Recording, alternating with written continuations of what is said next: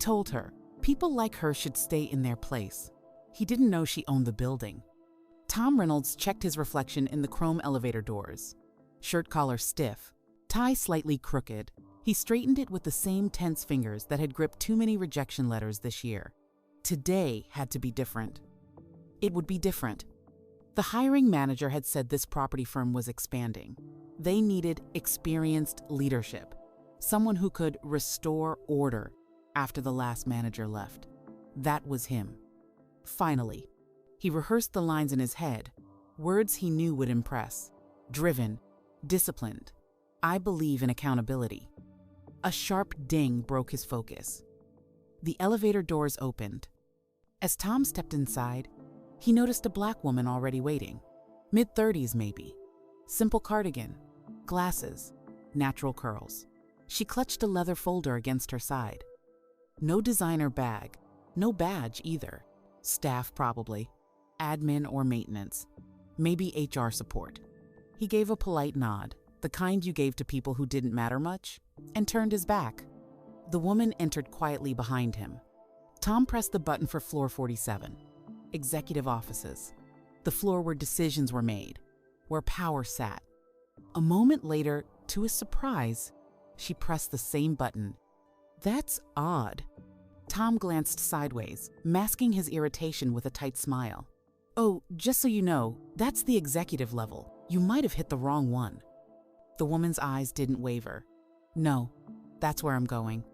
Her voice was calm, unshaken. Tom frowned slightly. Really? He forced a short laugh. Well, okay then. Probably a delivery or some compliance thing. They always bring in consultants these days, diversity programs and whatnot. The elevator started its smooth ascent. Tom felt a familiar tightness in his chest. Not nerves, resentment. Everywhere I turn, it's the same story. Companies bending over backward to hire anyone but the most qualified. People like me, who've put in the time, we're invisible now. His eyes fixed on the rising floor numbers. Doesn't matter. Today, I prove my worth. No more layoffs, no more temp jobs, no more explaining to the kids why dad can't buy them what they need. 42, 43, 44. The woman stood silently beside him, eyes forward, unbothered, like she belonged there. Tom felt his irritation sharpen. That's the problem. People just assume they're entitled to these spaces now. No respect for the latter. No respect for the people who built these industries. 45, 46. Almost there. Almost back where he belonged. Soon as these doors open, all this awkwardness will be behind me. She'll head to whatever back office she's working in. I'll step into that conference room and remind them what real leadership looks like. The elevator glided toward floor 47. Neither of them knew it yet, but only one of them would be stepping into that conference room. And it wouldn't be Tom. The doors were still closed, but his fate already was. The elevator climbed in steady silence. Tom checked the floor numbers. 42, 43. He cleared his throat. Most staff take the service elevators, you know. Cuts down on congestion. The woman said nothing. Tom forced a chuckle. Don't worry, common mistake. First time I interviewed at a place like this, I almost made the same one. Still, no response. Tom frowned. You do work here, right? She kept her gaze forward. Calm. Silent. He leaned back against the rail, eyes narrowing. Well, I guess everyone's allowed these days. Standards aren't what they used to be. 44. 45. He shook his head. When I first started in property management, things were different. People earned their way up, not handed titles because of some quota or program. No reaction, no defense, just that same composed silence. That bothered Tom more than if she'd argued. 46. You know, he added, voice tightening. This building used to run like clockwork. Then they started bringing in different kinds of leadership. Things changed, not for the better. The woman stood still, hands loosely clasped, eyes fixed on the panel. Tom scoffed. Bet you're here for one of those diversity coordinator roles or whatever. Funny, they never interview people like me for those. The elevator gave a slight tremor. 47 lit up. Almost there. Just a few more seconds, and he could leave this awkward ride behind. He didn't notice the way she breathed out softly, calm, controlled. He only noticed the slight jolt as the elevator suddenly stopped. Frozen between floors. Tom jabbed the button, nothing. Pressed it harder, still nothing. You've got to be kidding me. He turned to her, eyes sharp. What did you press? Did you hit something wrong? Silence. She just watched the numbers blink. Tom's face flushed red. He slammed his palm against the button panel. Still dead. No lights. No motion. This is why staff aren't supposed to use the executive elevators, he snapped. Stuff like this happens. The woman didn't respond. You probably pushed something wrong, he muttered, or overloaded it. These old lifts weren't built for overcrowding. Her eyes stayed on the door, calm, like she wasn't even hearing him. That irritated him more. I have an important meeting, Tom continued, pacing the small space. A real opportunity, but of course, something like this would happen today. He turned sharply toward her. If you hadn't taken this elevator, we'd already be at the floor by now. Still, no reply, no defense. Tom narrowed his eyes. Typical. You people never follow the rules, always pushing into spaces where you don't belong, then blaming everyone else when things go wrong. The woman's face remained unreadable. Tom pulled out his phone. No service. He cursed under his breath. Great. Stuck in a box because someone thought the executive button was an invitation. He stared at her like waiting for an apology. None came. You know, he said, voice lowering, I've worked in this industry for over 20 years. People like me built these offices, made them profitable. We kept order. We respected boundaries. The woman didn't blink. And now? Tom shook his head. Now we get replaced. Passed over. Can't even get to a simple interview without. He gestured toward her. Someone causing problems. Her stillness wasn't fear. It wasn't guilt. It was something else. And that unsettled him more than her presence. Tom's frustration boiled into something sharper. You're just gonna stand there?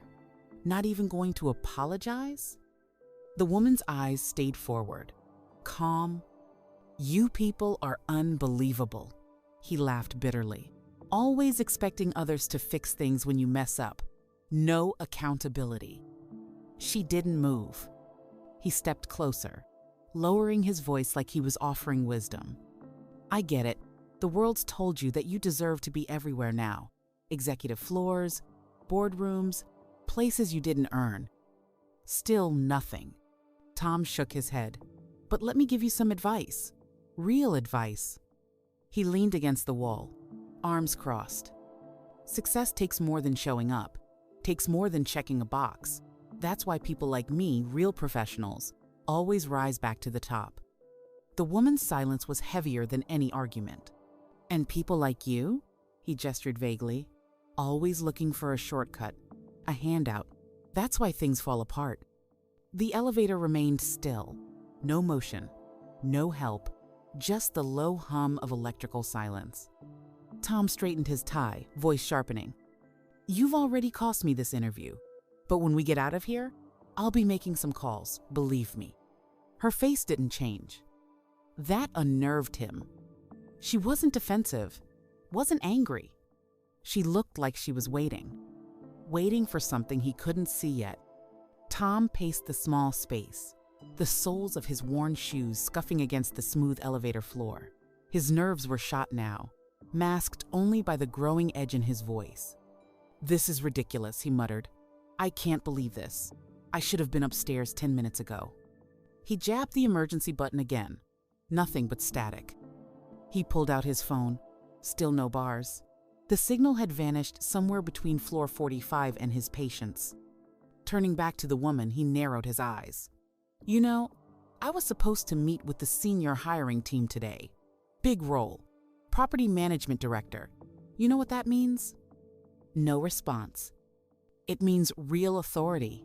responsibility. People like me get things running. People like me fix problems, not create them. The woman stayed silent, hands resting on the leather folder she carried, her posture steady as if nothing he said mattered. Tom's lips curled into a tight, forced smile. But you wouldn't understand that, would you? People like you never do. His voice dropped to a patronizing tone, always thinking rules don't apply, that just showing up is enough. Well, it's not. Still no reaction. He exhaled sharply and rolled his sleeves up slightly, as if preparing to take charge. Look, I'm trying to be reasonable here. But when we get out of this thing, someone's going to have to answer for the delay, and it won't be me. Her eyes didn't even flicker. You probably don't realize how serious this is, he continued. You think companies just let things like this slide? People who cause disruptions, especially unqualified staff, they get reported. He crossed his arms. I know the head of building security here. Old colleague, real professional. I'm going to make sure he knows exactly what happened. And who caused it? Still nothing. Tom frowned. Nothing to say for yourself? He demanded. Typical. The woman shifted slightly, not in fear, not even in discomfort. It was more like she was bored. That quiet, confident stillness unnerved Tom far more than if she had shouted or begged. He stepped closer, lowering his voice into a threat disguised as advice. You might think you've got some kind of protection. Maybe the company's been shielding you, but that's changing. The woman looked at the elevator doors, not at him, not even acknowledging his words. Tom gritted his teeth. When we get out, you'll be lucky if they don't let you go on the spot. For a moment, the only sound was the quiet hum of the elevator's frozen cables. Tom didn't realize it, but in that silence, he wasn't intimidating anyone. He was giving her all the rope he'd soon hang himself with. Tom's confidence turned mean, the kind of mean that comes when fear creeps in, but pride won't let you admit it. He stood in the center of the elevator now, facing her directly, his voice louder. You really think you can just stand there? Not even a sorry? Not even a little accountability for holding up someone's career? She didn't flinch. You think silence makes you look powerful? He sneered. It makes you look guilty. Still, she didn't move. Tom scoffed, shaking his head. This is exactly why companies are failing. They hire people like you, and everything falls apart. Can't even get an elevator ride right. He paced, rubbing his forehead. Sweat gathered at his temples. I bet you're one of those people who think they deserve a seat at every table, just because of who you are, not what you've done. Her eyes remained steady, calm. Entitlement, Tom hissed. That's what this is. Entitlement. You march into spaces built by hardworking people and act like they owe you something. He slammed his palm against the wall. And now you've ruined my chance to get back on my feet. His voice cracked slightly, the first sign that his bravado was cracking, but he recovered quickly. You won't get away with this. When those doors open, I'm going straight to HR, building management, whoever I need to talk to. He pointed at her folder. What even is that? More diversity training paperwork? Another program designed to push people like me out of the workforce? The woman looked down briefly at the folder, not in shame, almost like she pitied him. That stung more than anything. Tom's breath quickened. You think you've won something here. You haven't. You've just delayed the inevitable. People like me always find a way back to the top. He waited for her to react, to argue, to defend herself. But she just stood there, calm, composed, unbothered. And that was when Tom felt the first chill of fear. Tom leaned back against the elevator wall, his breath heavy now. The anger had burned hot and fast, but with no reaction, no argument, no fear from her, it was starting to burn out. The silence between them stretched, long, heavy. He adjusted his tie again, trying to reclaim control. Look, he started, softening his tone like a man offering mercy. I get it. You probably didn't mean to screw things up. Maybe you were just trying to take a shortcut, I've seen it before. Still nothing. Her eyes stayed on the doors. Calm. Tom chuckled nervously. Listen, it's not like I'm some monster. I understand how the system pressures people to take chances, to push into spaces they're not ready for. His words hung in the air. Empty. You know, he continued, we're not that different, you and me. Just trying to get ahead. Find opportunities. I can respect that. I can even forget what happened here. Once we get out. Still silent. She didn't flinch. Didn't speak. Tom's smile faltered. I mean, it was just a misunderstanding, right? Nothing. Her stillness wasn't passivity anymore. It felt like a verdict. Tom swallowed hard. For the first time, he noticed how composed she was. Not a hint of panic. Not the body language of someone who felt guilty or cornered. She wasn't waiting for rescue. She was waiting for something else. And Tom, for all his bravado, couldn't figure out what. He pulled out his phone again. No signal. Of course. The elevator remained frozen as the look she finally gave him. Not angry. Not even disappointed. Just certain. Tom turned away, rubbing his temples. They're probably fixing it now. Once these doors open, we can both move on.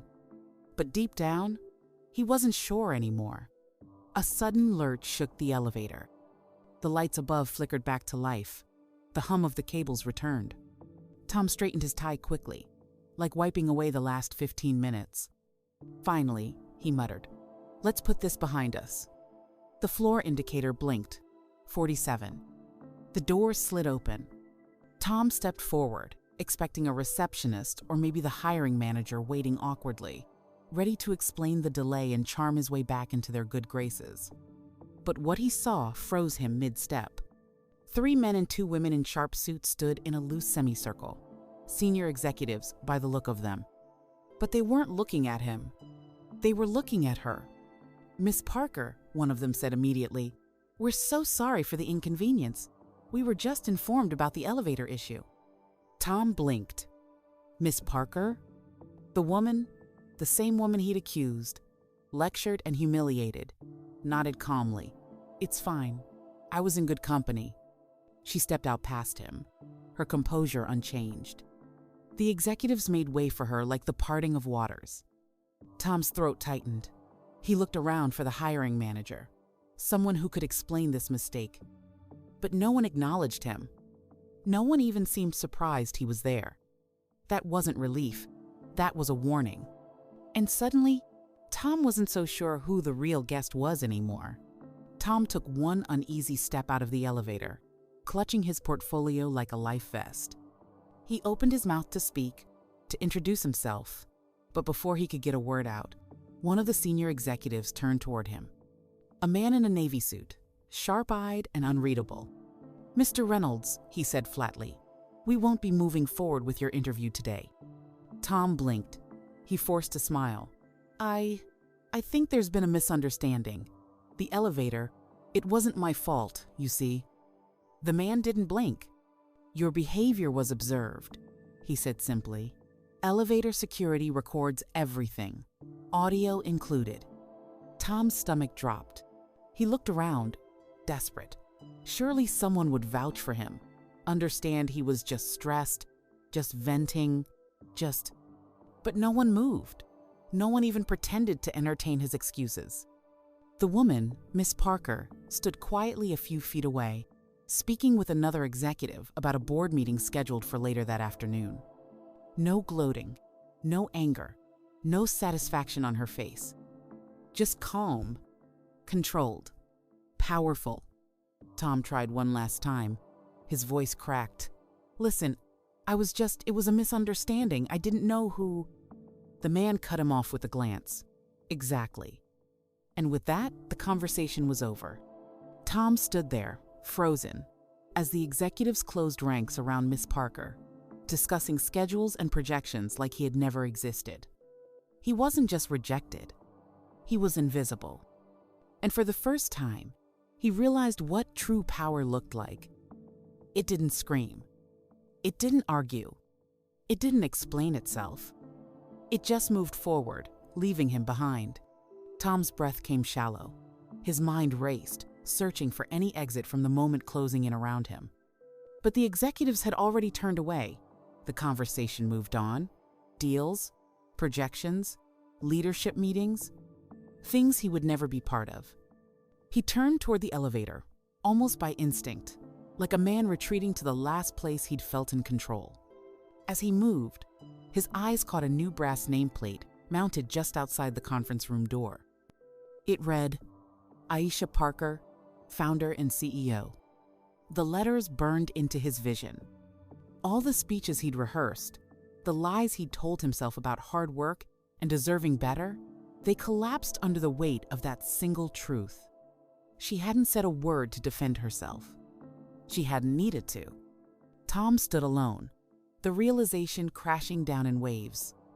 Everything he thought he knew about who belonged and who didn't had just been flipped upside down. The elevator doors began to slide closed behind him. Before they sealed, Miss Parker finally looked at him, not with anger, not with triumph, just quiet certainty. We hire for integrity here, not desperation. The doors shut. Tom was left staring at his reflection in the polished steel. Not a leader, not a victim, just a man who had written his own ending. And now the building, the opportunity, and the future he thought he deserved belonged to someone he had dismissed without a second thought. Someone who never had to raise her voice. Because real power doesn't shout. It listens. And then it decides